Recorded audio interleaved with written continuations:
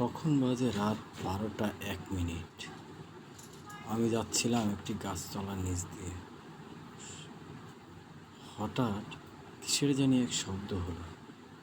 শব্দেতে আমি 1-2 কদম করে হাঁটি, আর 1-2 কদম করে হাঁটি। মনে হয় শব্দ আসে 1-2 কদমে, আরও বেশি শব্দ হয়। আকাশের দিকে তাকাই, কোনো পাশে কিছু নাই, শুধু অন্ধকার আর অন্ধকার।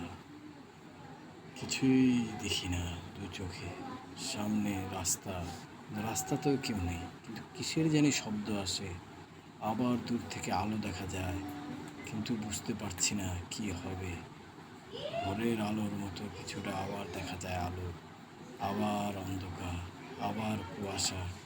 হঠাৎ কিসের জানি শব্দ আসে আর ডাকে, কে তুই, কে তুই, কে তুই, আর কে তুই, কে তুই।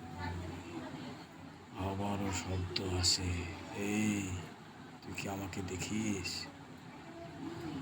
সে বলে, না, এই অন্ধকারের আলোর মধ্যে দেখ আমাকে। কোথাও দেখে না। ভোরের সময় হয়ে আসে, কিন্তু ভোর হয় না। কেমন জানি একটা অন্ধকার দুনিয়া, বোঝা যাচ্ছে না এটা আমি কোথায় আছি। ভয়ঙ্কর অন্ধকার, কিছুই কোনো পথ পাচ্ছি না। এদিকে যাই, ওদিকে যাই, এদিক তাকাই, ওদিক তাকাই, মনে হয় নদীর এপার, কিন্তু কিছুই মনে হয় না। মনে হয় কী অবস্থা, অস্বাভাবিক সব দৃশ্যগুলো আমার চোখে ভাসে। আমি ভয় আর কাতরে অস্থির। আমি কিভাবে যাব আমার ওই পারে, কিন্তু কিছুই দেখতে পাচ্ছি না। আজও কি আমি যেতে পারবো কি পারবো না, আমি কিছুই জানি না। কি হবে আমার, কি হবে, কিছুই বলার নয়। আবারও হবে ভয়ঙ্কর এক গল্প, আসবো আবার আমি।